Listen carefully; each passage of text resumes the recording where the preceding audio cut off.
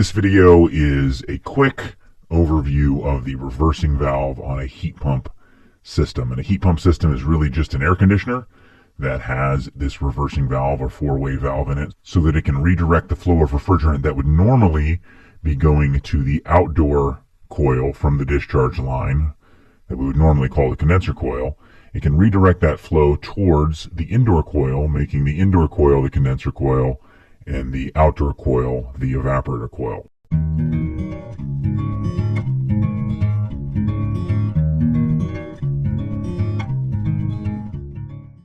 In addition to having a reversing valve, most heat pumps will also have two separate metering devices, one at the inside and one at the outside, with the outdoor metering device being used for the heating mode operation when our outdoor coil is the evaporator coil, with the indoor metering device being used for cooling mode or normal operation. But let's go through the reversing valve itself. First off, the reversing valve is made up of two primary parts. You have the valve that actually does the shifting of the refrigerant from indoor to outdoor coil. With the suction line and the discharge line, you'll notice that the refrigerant comes into generally the top of the valve, but it's the side that's by itself.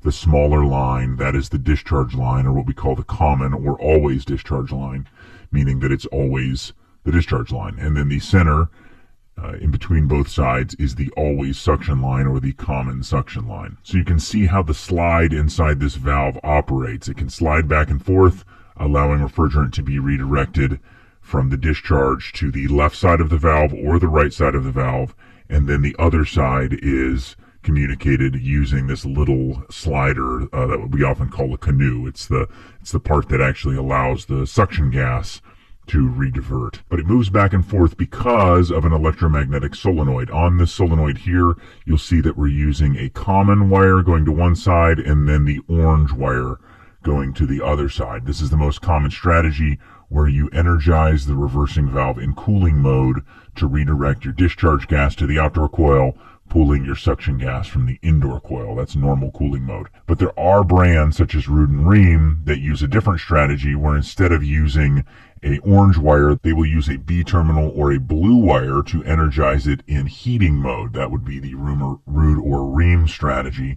But in general, you're going to find that orange is used, which energizes the reversing valve in cooling mode. So when that electromagnetic coil energizes, it slides over a pilot valve, which acts like a small reversing valve inside of the reversing valve. It redirects the flows, creating a pressure differential on one side of the valve, which forces the slide over and forces it into cooling mode. So initially here we're showing it in heating mode because the coil is de-energized. Now when the 24-volt coil energizes, it operates a pilot valve which redirects the flows, forcing the valve over in the other direction. The thing to know here is that it is not the electromagnet that drives the valve itself. The electromagnet drives a small pilot valve, which is like a tiny reversing valve inside a reversing valve, that then uses the pressure created by the compressor to slide the valve. This is important because if your compressor is not pumping properly, if it's not creating a proper amount of compression, then the valve will not shift because it's not the electromagnet that shifts the valve itself. It is the actual force of the compressor that already exists from the discharge and suction lines.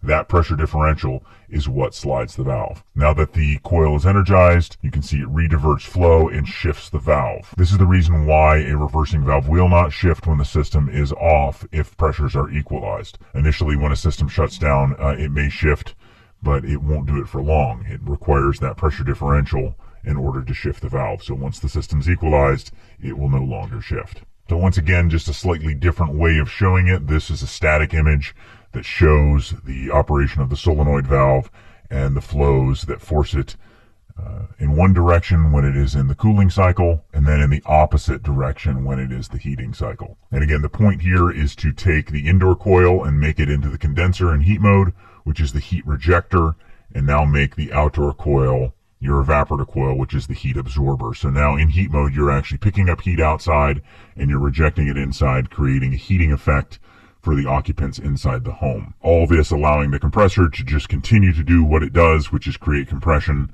to move refrigerant through the system, and then the valve is just interrupting those flows and redirecting them either direction as shown. So that's it. That is how a reversing valve works. It uses a 24-volt solenoid to activate a smaller pilot valve, which then uses compressor force to drive that reversing valve back and forth. There's a standard type of valve, which is the energized and cooling valve, and then there is also some brands that use an energized and heating valve. That's it. The basics of reversing valve, otherwise called changeover valve or four-way valve operation. Thanks for watching. We'll catch you on the next video.